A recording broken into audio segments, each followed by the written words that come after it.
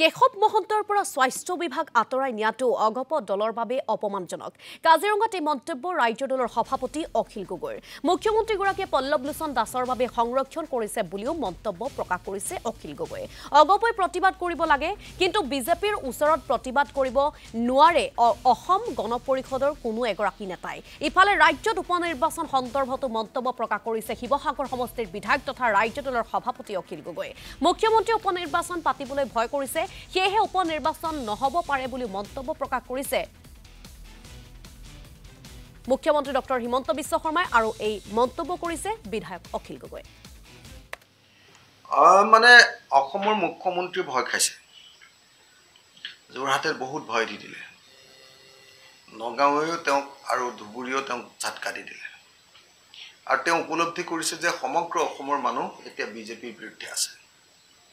হিমন্ত বিশ্ব শৰ্মাৰ হিটলাৰিজিমৰ বিৰুদ্ধে, স্বৈৰতন্ত্ৰৰ বিৰুদ্ধে, দাদাগিৰিৰ বিৰুদ্ধে, গুণ্ডাগিৰিৰ বিৰুদ্ধে অসমৰ মানুহ সজাগ হৈছে।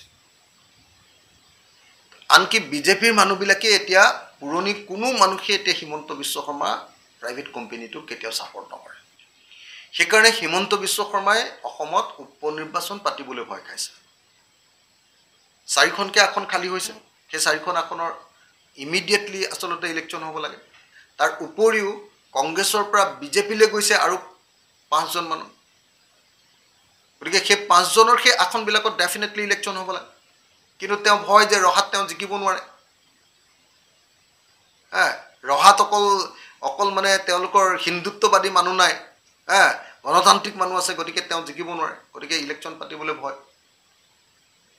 উত্তৰ কৰিমগঞ্জ, দক্ষিণ কৰিমগঞ্জত তেওঁ ইলেকশ্যন পাতিবলৈ ভয়, কাৰণ তাততো মুঠেও নিজিকে বিজেপি, একদম জিৰ' হৈ যাব বিজেপি তাতে, সকলোৱে জানে।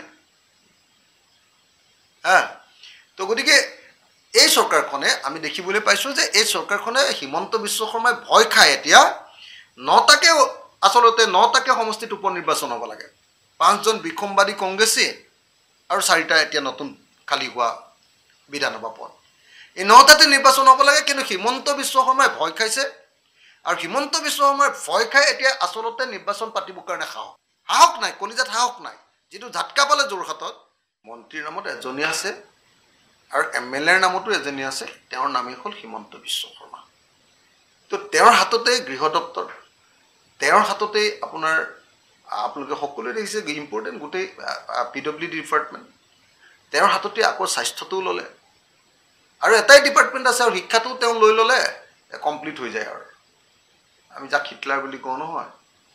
এনেও কেশৱ মহন্ত ডাঙৰীয়া নামতহে স্বাস্থ্যমন্ত্ৰী আছিলে, চব ডিপাৰ্টমেণ্টৰ ঠিকা থুকুলিৰ পৰা, দৰৱৰ ছাপ্লাইৰ পৰা বিল্ডিং বনোৱালৈকে চববিলাকৰ ভাগবিলাক, চববিলাকৰ দায়িত্ববিলাক চব হিমন্ত বিশ্ব শৰ্মাৰে আছে। আচলতে অসম গণ পৰিষদটোক এনেকুৱাকৈ মানে অপমান কৰিছে বাৰম্বাৰ। স্বাস্থ্যৰ দৰে এটা গুৰুত্বপূৰ্ণ বিভাগ, স্বাস্থ্যৰ দৰে অত্যন্ত চেঞ্চিটিভ এটা বিভাগ, সেই বিভাগটোতো আমি কেশৱ মহন্তক সক্ৰিয়ভাৱে কাম কৰি থকা দেখিছিলোঁ। এতিয়া আকৌ স্বাস্থ্যটোও লৈ ল'লে। সেইকাৰণে নামকে অৱস্থাতে আচলতে যদিও শিক্ষা বিভাগটো যদিও ৰনোজ পেগুৰ হাতত আছে, সেইটো ডিপাৰ্টমেণ্টটো লৈ ল'লে ফাইনেল হৈ যায় যে আচলতে গোটেই চৰকাৰখন ডাইৰেক্টলি হিমন্ত বিশ্ব শৰ্মা কোম্পানী